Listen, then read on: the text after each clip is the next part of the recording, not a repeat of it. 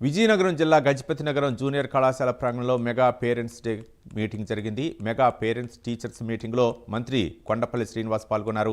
ఈ సందర్భంగా మంత్రి విద్యార్థులతో ముచ్చటించారు. నైపుణ్యాలను పెంచే దిశగా ఉపాధ్యాయులు పనిచేయాలని మంత్రి సూచించారు.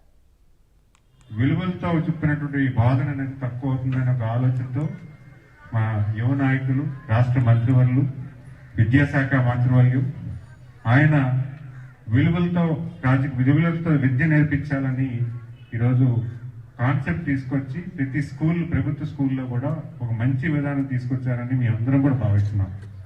ఎందుకంటే ప్రతి విద్యార్థి కూడా చదువుతో పాటు వినయం రావాలి, ఏ రకంగా కామన్ సెన్స్ అనేది కూడా డెవలప్ అవ్వాలి.